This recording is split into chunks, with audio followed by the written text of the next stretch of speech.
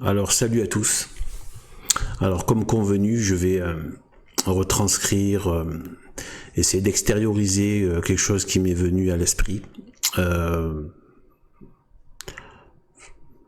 sans rien faire de spécial, simplement en pensant à des choses quand ça me vient, quand je tombe dessus. Enfin bref, ça vient assez. Il n'y a pas vraiment de processus.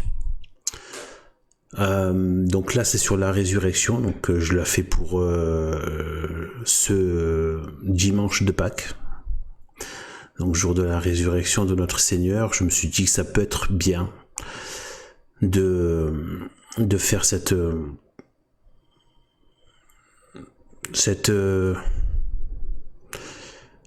donner ce qui m'est venu. Je pense que ça a une certaine, ça a un intérêt et ça peut même avoir, je pense, des conséquences assez importantes dans la perception des choses, sachant que voilà, il s'agit absolument pas d'être dans l'invention ou des choses, voilà, et ça va toujours, non seulement ça ne va pas contre la foi catholique, mais en plus ça au contraire, ça a tendance à abonder dans le sens.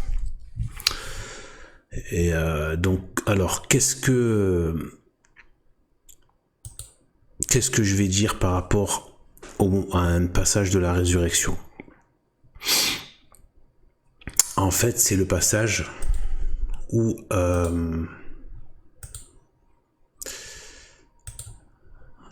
2 secondes, je me remets un peu les images. Alors, c'est le passage où il y a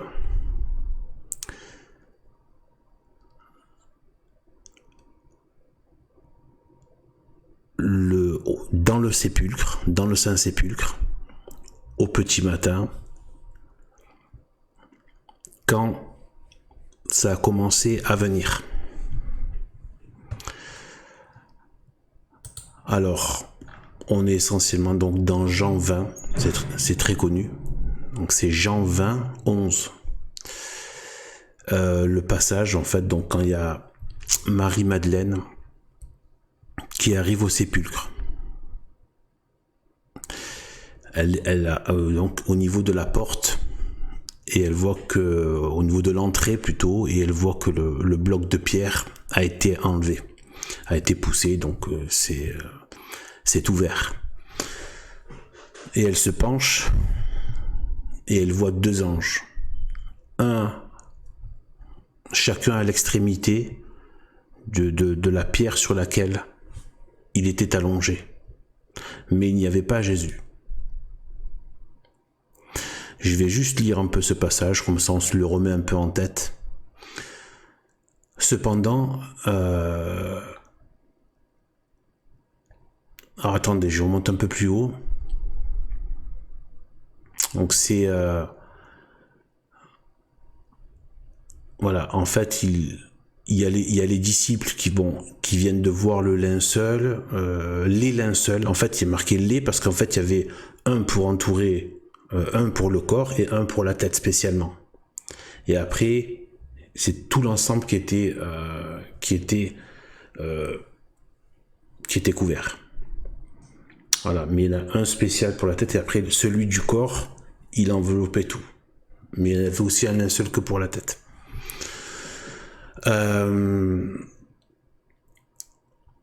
Mais du coup, le linceul, le sensuaire, c'est celui qui englobait tout. Et bien en fait, voilà, donc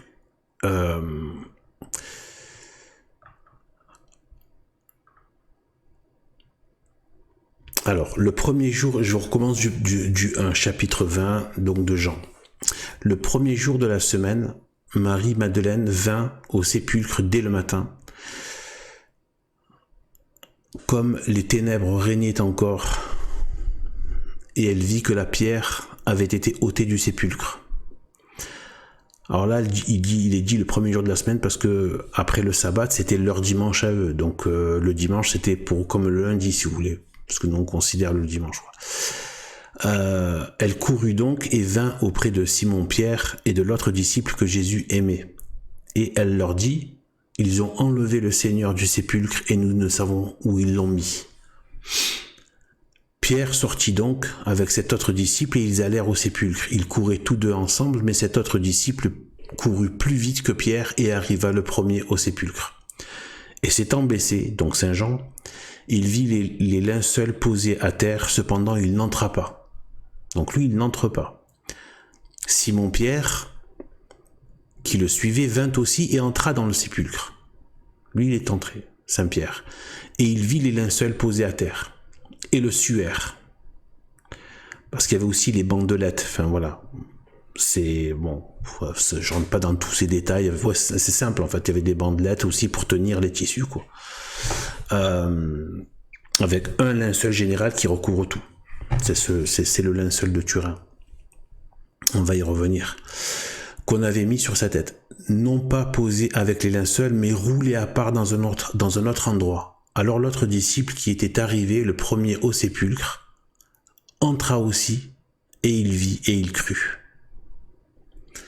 Car il ne savait pas encore, d'après l'Écriture, qu'il fallait qu'il ressuscitât d'entre les morts. Les disciples s'en retournèrent donc chez eux. Cependant, Marie se tenait dehors. Donc là, on porte plus l'attention là sur Marie pour le coup. Même si il y a déjà les éléments. Cependant, Marie se tenait dehors, près du sépulcre, pleurant. Et tout en pleurant, elle se baissa et regarda dans le sépulcre. Et elle vit deux anges vêtus de blanc, assis l'un à la tête et l'autre aux pieds, à l'endroit où avait été déposé le corps de Jésus. Donc on est vraiment sur la pierre où ils ont posé Jésus. Et un ange de chaque côté. C'est assez connu ça quand même.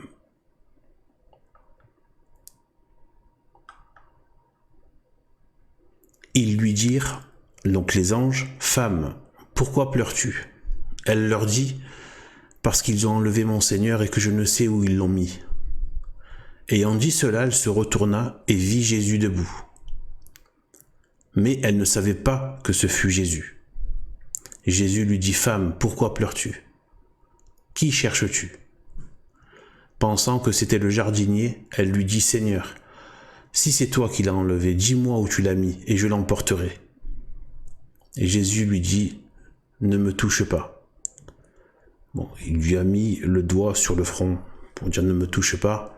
Ça peut se traduire aussi « Cesse de me toucher, car je ne suis pas encore monté vers mon Père. Mais va vers mes frères, et dis-leur, je monte vers mon Père et votre Père, vers mon Dieu et votre Dieu. » Marie-Madeleine vint annoncer aux disciples, « J'ai vu le Seigneur et voici ce qu'il m'a dit. » Eh bien, en fait, voilà, ça c'est le contexte. C'est le moment, à ce moment-là. On a quoi ? En fait, on a quoi dans le sépulcre ? On a la pierre sur laquelle il a été posé.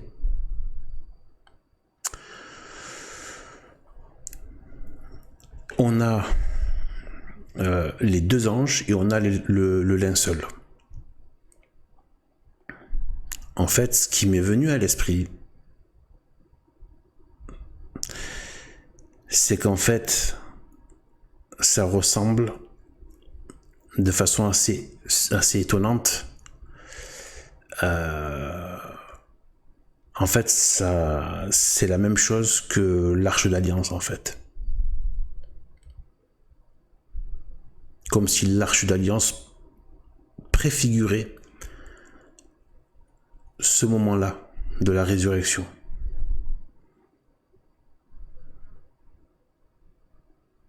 De l'accomplissement de toute la promesse avec le Messie et ressuscité qui a accompli l'œuvre du salut avec la résurrection qui est le couronnement, une sorte, enfin je ne sais pas si j'ai le droit de dire ça, mais oui, c'est l'achèvement, la preuve finale et totale qu'il est Dieu.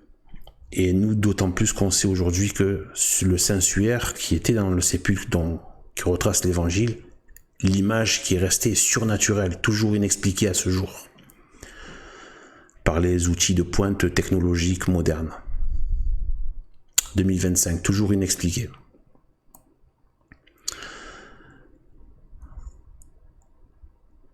Alors pourquoi? Concernant je vais rentrer un peu dans le détail de l'arche d'alliance. Donc il y avait 2 anges sur le propitiatoire, sur le couvercle. Il y avait les 2 anges, c'est très connu. Je mets ça en image. Les 2 anges. Mais c'est pas fini. Ça ressemble un peu à cette espèce de pierre plate, rectangulaire, sur lequel est posé le corps. L'arche a une forme rectangulaire, une sorte de cube rectangulaire, si je puis dire, avec 2 anges dessus. Et au milieu, le Seigneur. Pourquoi je dis le Seigneur? Donc, dans l'arche d'alliance, il y avait les 2 anges qui étaient sur le couvercle, comme je disais, enfin le couvercle, ce qu'on appelle le propitiatoire. Et en fait, il y a beaucoup d'éléments qui font que Dieu est entre les deux. Parce que le sang des animaux sacrifiés et qui allaient servir à la rémission des péchés, parce que le grand prêtre récupérait le sang et le faisait couler sur le dessus de l'arche. Donc, il y avait la sanctification par Dieu de ce sang. Après, il prenait ce sang et il envoyait comme ça des gouttes en aspersion. Il aspergeait le peuple pour la rémission de leurs péchés, pour qu'ils aient miséricorde, pour les remettre en amitié avec Dieu, à chaque fois. Donc il aspergeait avec le sang, qui était d'abord passé sur l'arche d'alliance, entre les 2 anges. C'est là le sang du sacrifice. Des victimes qui ont été immolées.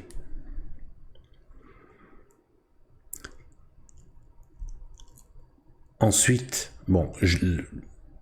d'abord je reste sur le sang et je vais parler ensuite, après, sur l'autre aspect.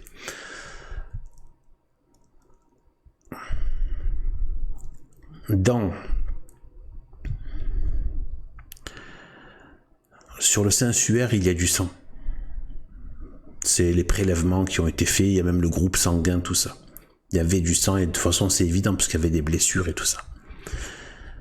Il y avait du sang sur le suaire malgré tout qui était resté. Même si le suaire qui avait été donné, il me semble que c'est directement par le propriétaire du sépulcre, donc Joseph d'Arimathie. D'Arimathie. Eh bien, il n'avait jamais été utilisé. Il était tout blanc, tout pur, sans tache. Eh bien, en fait, il y avait des taches de sang.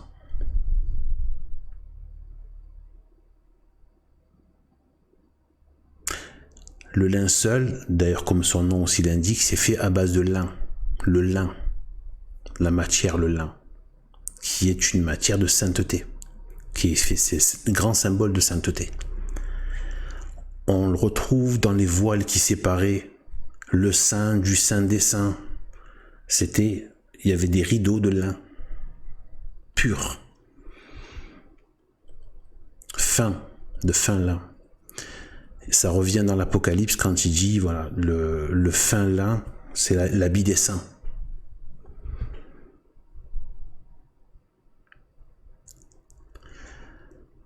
Donc, toujours le lien avec le tabernacle et l'arche d'alliance. Donc, il y avait le lin et il y a le linceul. Donc, la sainteté de Dieu.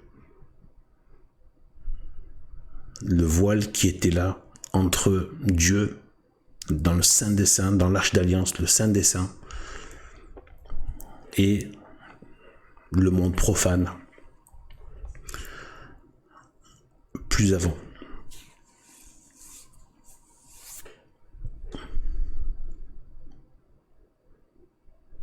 Donc il faut garder en tête les choses.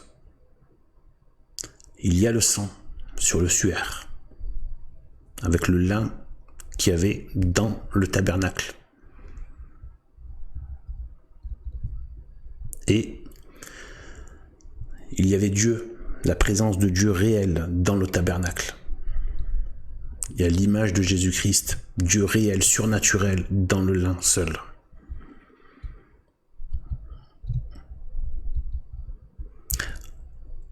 Avec le sang du sacrifice. Dans l'ancienne alliance avec les animaux, et là c'était le sang même de Dieu fait homme. Donc on retrouve, c'est exactement l'arche d'alliance, quoi, qui est là, dans ce passage qui a l'air anodin comme ça, avec ces deux anges aux deux extrémités.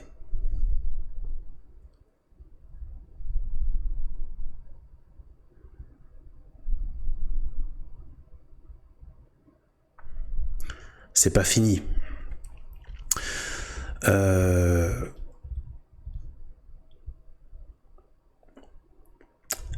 La voix de Dieu parlait. Il y avait une voix audible. Alors je crois que dès Moïse avait commencé, et même Aaron, quand il parlait à Dieu, quand Dieu lui parlait, la voix sortait du milieu de l'arche, d'entre les deux anges. Je répète, la voix sortait du milieu de l'arche, du dessus au milieu de l'arche, du dessus, entre les deux anges. La voix de Dieu. Jésus-Christ est la parole de Dieu, comme la voix de Dieu.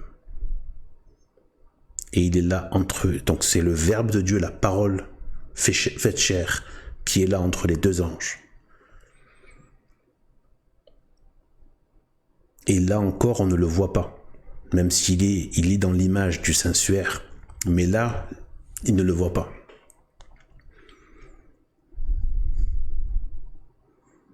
C'était le Dieu qu'on ne voyait pas. Et là, quand ils viennent, ils l'ont pas vu. À ce moment-là.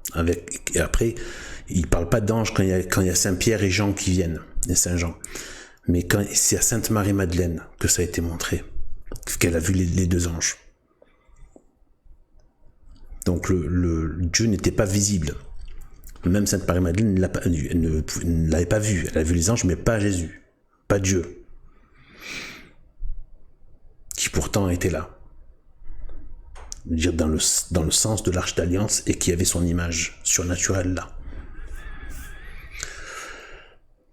Donc vous imaginez un peu les conséquences qu'il y a derrière quand même, en termes d'accomplissement des Écritures. C'est quand même pas rien, quoi.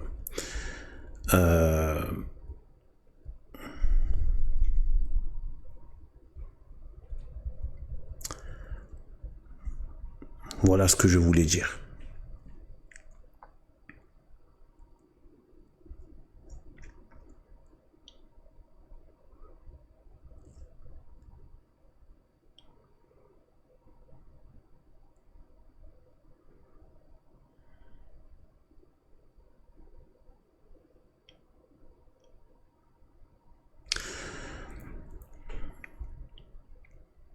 Je vais faire un petit récapitulatif. On a comme une reconstitution de l'arche d'alliance avec le sang du sacrifice. Et on sait que le sacrifice des animaux, qui a ensuite été sanctifié dans le Saint des Saints, était une préfiguration du sacrifice de la croix. Et pour la rémission des péchés. Voilà, avec les deux anges. Le Dieu invisible entre les deux, mais qui pourtant était là. Le sang du sacrifice, là, c'est le sang carrément de Dieu, sur le lin fin, qui était le lin de la sainteté, et qui était le voile de séparation entre le Saint des Saints, le Saint, les espaces dans le tabernacle.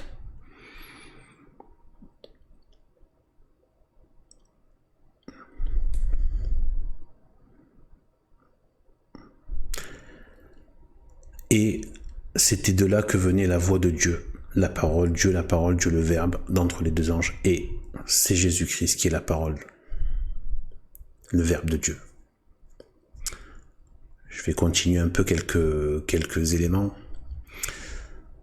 Dans l'Arche d'Alliance, il y avait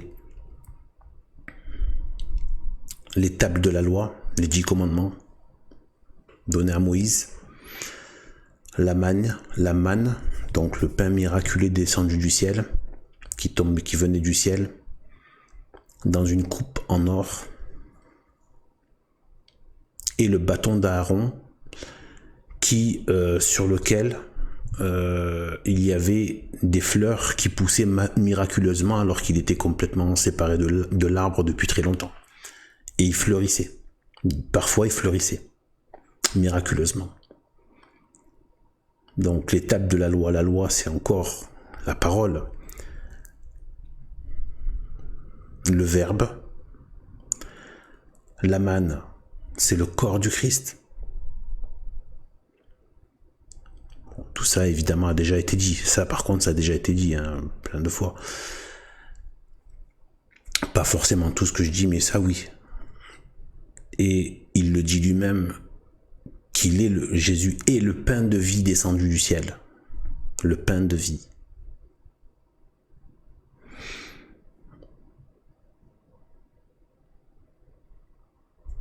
La loi, la parole, commandement de Dieu, la vie, le pain de vie, la nourriture.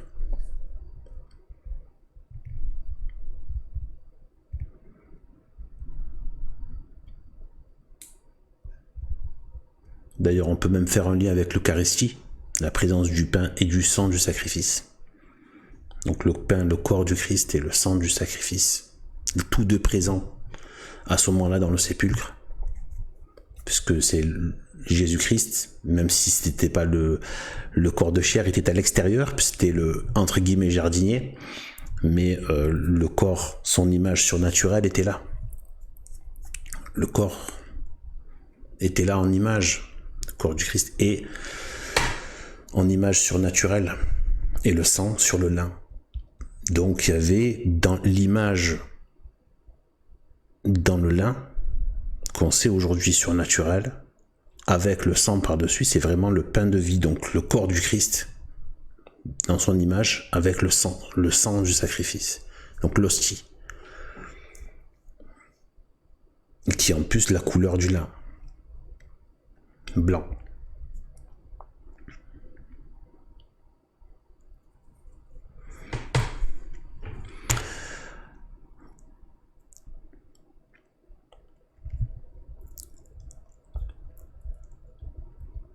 Je continue un petit peu par rapport à ce qui s'est passé de suite, parce qu'il y a quand même un lien. Ça risque d'allonger un peu, mais il y a quand même un lien.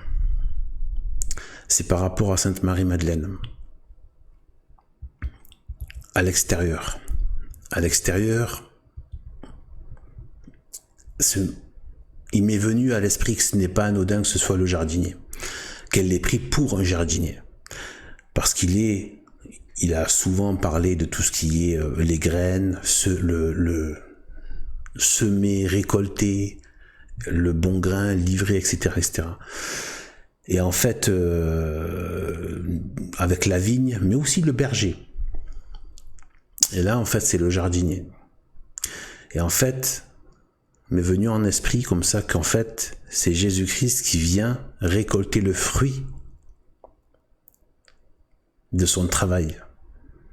C'est-à-dire le salut de la pécheresse, de celle qui était la plus connue comme étant la pécheresse, même publiquement, et qui est devenue sainte.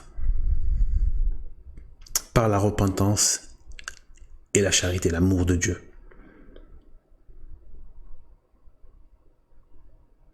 Elle a aimé. Elle était vraiment, voilà. C'est une très grande sainte. Sainte Marie-Madeleine, ne parlons pas de Marie.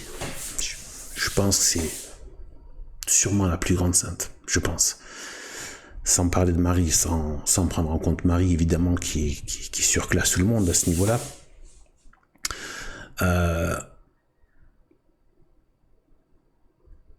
Personnellement, j'ai l'impression qu'elle a été pour beaucoup dans ma conversion. Parce que j'allais très souvent, même quand j'étais non converti, voilà, j'allais très souvent à la grotte C'était vraiment l'endroit où j'allais le plus faire des petites balades randonnées. C'était là quand j'avais envie, c'était surtout là que j'allais. Voilà, après, comme il y avait en haut la petite chapelle, où elle a été, donc voilà, j'allais tout le temps rester regarder, me recueillir un peu, même si c'était pas religieux, mais je me recueillais un peu, j'appréciais les lieux, quoi. Voilà. Et je suis certain que j'ai pris des grâces là-bas. Je suis certain que j'ai reçu des grâces. Parce qu'il y avait des fois tu sais, comme on sent une espèce d'état de grâce dans l'air. Vous voyez ce que je veux dire? Vous êtes là, il y a quelque chose, quoi. Il y a quelque chose, c'est, dans le chemin, je sentais ce genre de choses. Pas tout le temps, mais des fois, oui, c'était vraiment on sentait quelque chose de sacré qui était là. Et donc, voilà, et bien, en fait, le jardinier qui vient récolter le fruit de son travail,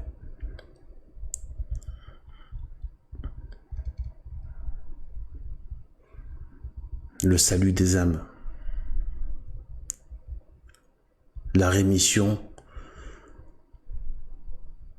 des péchés.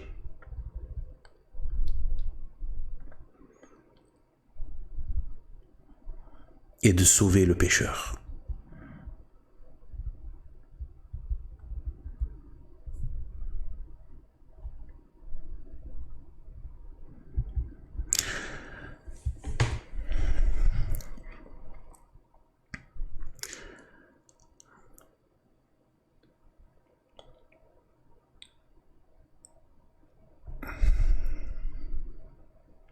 Le fait qu'elle ne peut pas le toucher, j'ai déjà entendu des sermons, des instructions voilà, que j'ai pu écouter en audio, de grands saints, même du passé, voilà, comme quoi ce n'est pas, voilà, c'était, en fait c'est comme la vision, sur cette terre on peut pas avoir la vision béatifique, c'est-à-dire c'est pas encore le moment du ciel. C'est pour ça parce qu'elle voulait le posséder. Elle voulait le posséder. Comme si elle brûlait les étapes. Par amour. Voilà. Et bien, en fait, elle voulait le posséder. Et donc, c'est ce qu'on dit. On veut posséder Dieu. Et Dieu veut nous posséder. Malheureusement, le diable aussi. Pas pour les mêmes objectifs. Et donc, cette vision béatifique, cette possession de Dieu, c'est pas pour maintenant. Car je ne suis pas encore remonté chez mon Père, auprès de mon Père. Il n'a pas dit ne me touche pas, point barre. C'est parce qu'il y a quelque chose qui empêche, c'est que c'est pas ici. Donc, auprès de mon Père, c'est-à-dire dans le ciel, là, tu pourras me posséder, avec tous les saints, bien sûr. Et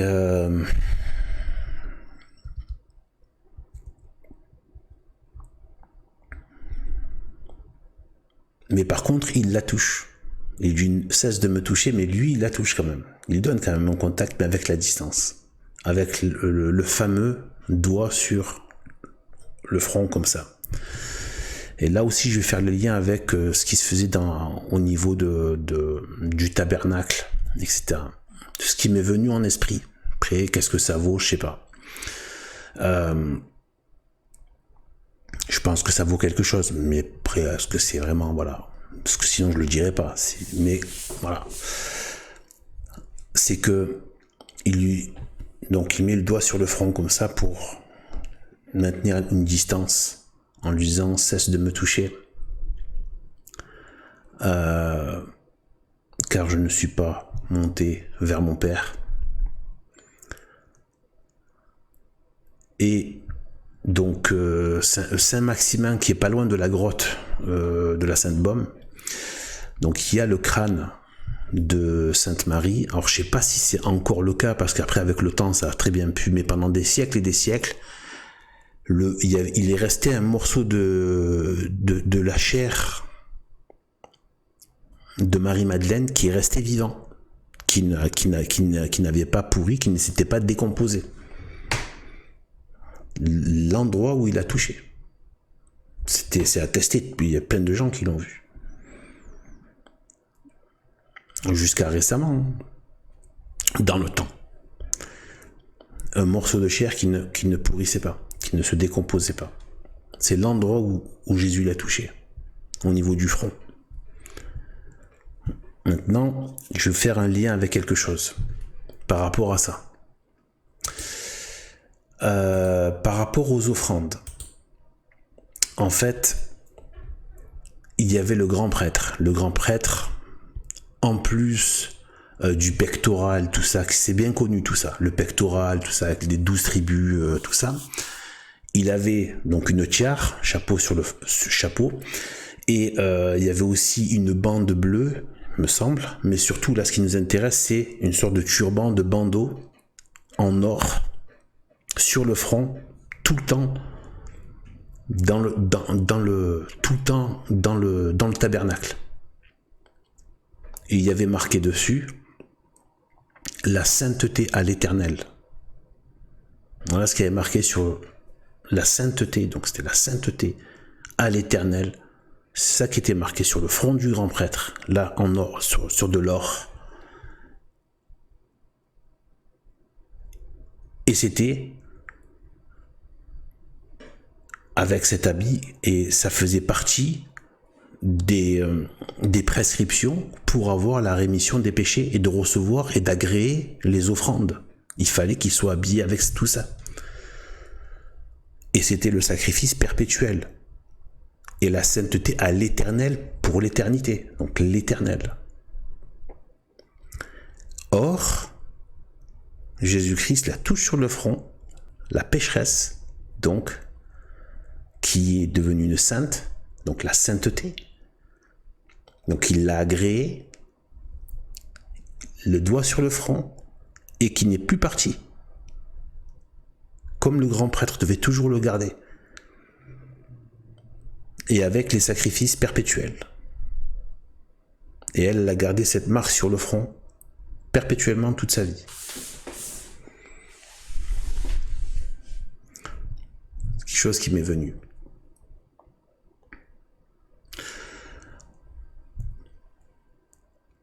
Aussi, une chose qui m'est venue par rapport à ce passage, c'est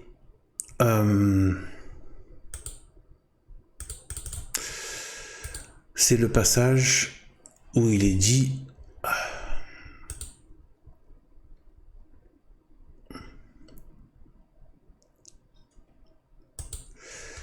j'essaie de retrouver, non c'est pas là,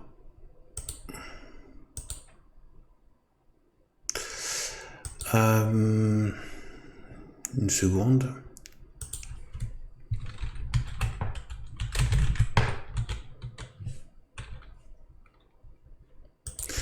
Bon, le passage ultra connu, donc dans Matthieu 7,7, demandez et l'on vous donnera, cherchez et vous trouverez, frappez et l'on vous ouvrira.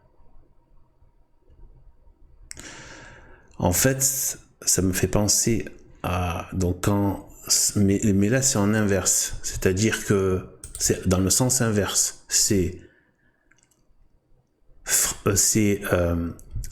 la première chose c'est frapper et l'on vous ouvrira.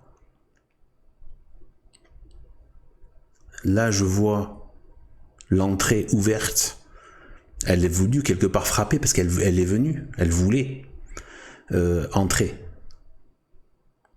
Et la porte lui a été ouverte, elle était ouverte. Justement.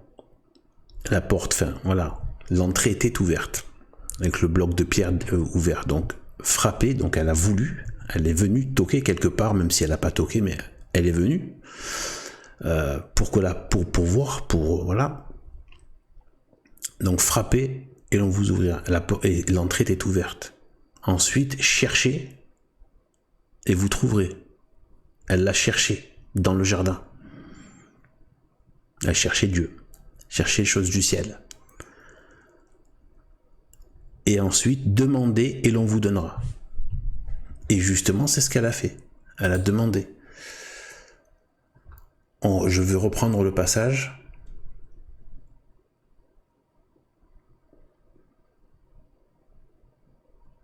Ayant dit cela, elle se retourna et vit Jésus debout, mais elle ne savait pas que ce fut Jésus. Jésus lui dit, « Femme, pourquoi pleures-tu? Qui cherches-tu »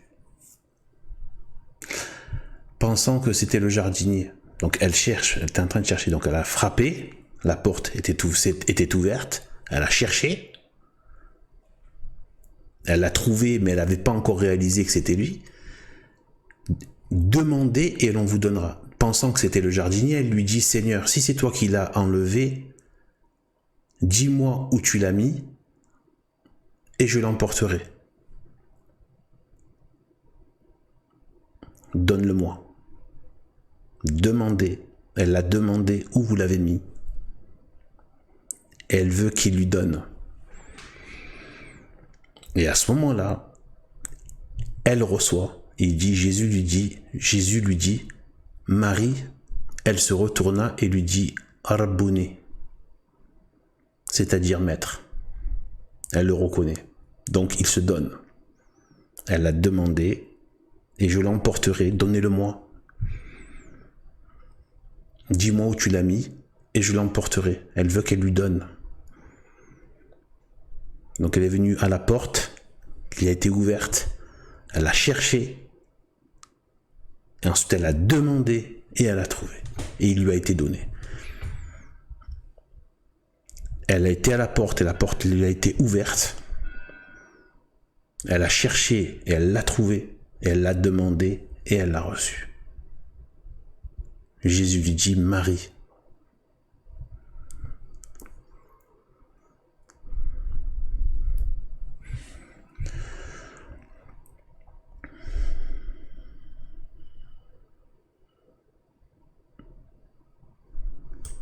Il y aurait encore des choses à dire, mais je pense que je vais arrêter là. Il y a encore des choses à dire sur la logique du péché, la logique et d'autres choses. Mais voilà, je pense que ça peut être sympathique et très porteur aussi. Je pense pour un jour de Pâques, de la résurrection. Eh bien, j'espère que ça va gratifier, voilà, quoi, apporter du baume à votre Pâques, de la réjouissance dans notre Seigneur, notre Dieu. C'est vrai, quand on voit le monde actuel, et surtout la lèpre de Vatican II et des immondes modernistes et toutes les forces du mal déchaînées, tous les ennemis de l'Église qui sont en train de se déchaîner, d'être triomphants sur la décomposition de l'institution, on se demande. Mais moi, c'est quelque chose qui me vient, que je dis un peu, j'ai commencé à le dire dans certaines vidéos, gardons la foi. Et nos saints prêtres, non unacum, comme ça on a l'Église.